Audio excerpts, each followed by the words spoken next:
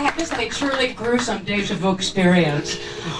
Years ago, when I was in Cats, I played Grizabella, and as a matter of fact, Liz Calloway, who plays Grizabella currently, is here.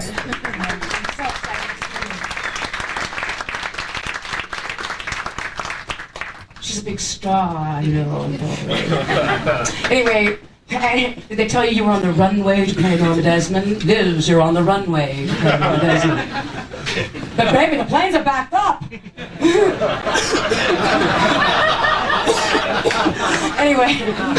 Anyway, so what happened was, it was one of those big nights when the Italian men's soccer champions had come to see the show Cats. And I had a new dresser, and I had this marabou tail, and it went out the back of the dress, but it came up through the fur coat and then wrapped around the neck a few times and then hung down the front. And it was made out of two big pieces of marabou, and they were supposed to be sewn together so that it looked like one thick piece of marabou. However, she just decided to make loops, so the marabou went like this. Anyway, so what happened was, it's the touch me moment, you know, when Grizabella's down on the floor, and it's time to get up to go touch me, and the loop was caught in the heel of the shoe. And if I had put my foot down, of course, I would have done Isadora Duncan and strangled myself. So I got up and I sang, touch me, and I don't know how I managed to keep myself like this. And of course, I told the stage manager afterwards, I said, did you see what happened to me on Touch Me? And he said, it was an interesting choice. We'll talk about it.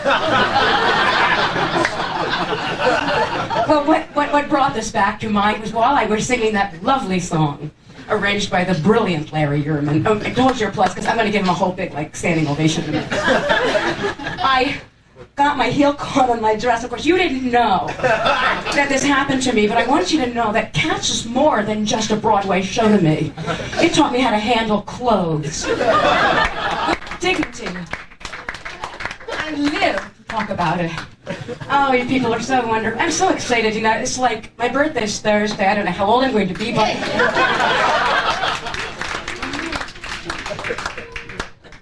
I should really be, you know, bragging to you how old I am. I don't think it's so much of my age as that I'm here, so I don't really think it's necessary to talk about the number. I like to invert them at this stage of the game.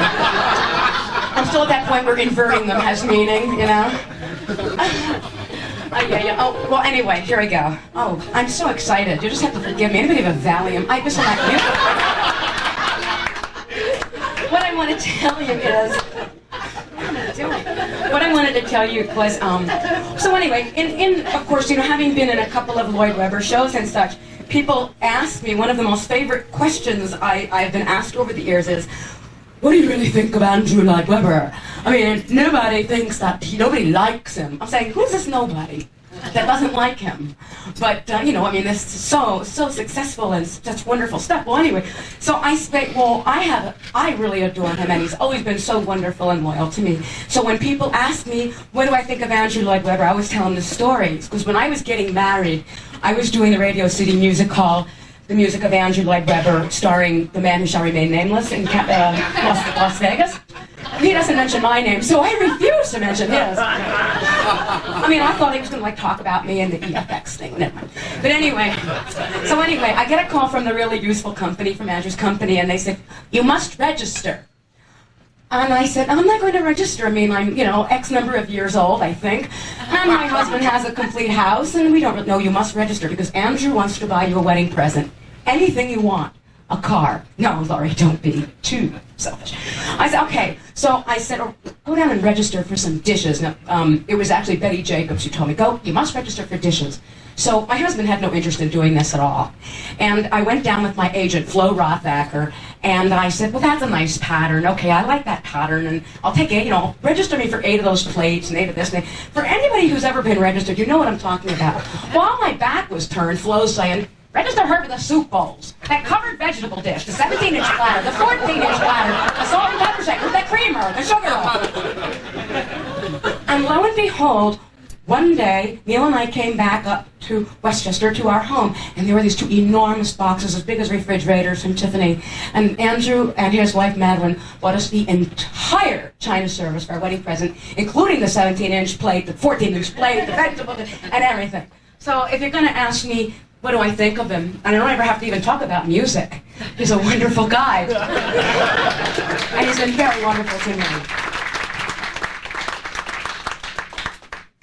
And I think I'll give myself permission to sit down now. You have no idea.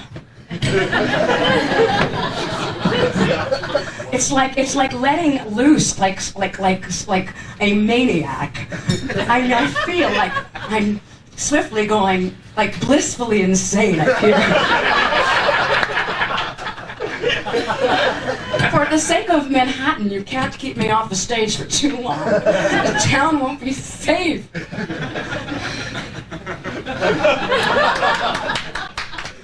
Save your strength, save your strength. Aren't you laughing for me? No, actually, somebody's making a joke in the corner. You ready? Yeah. Okay. Am I ready?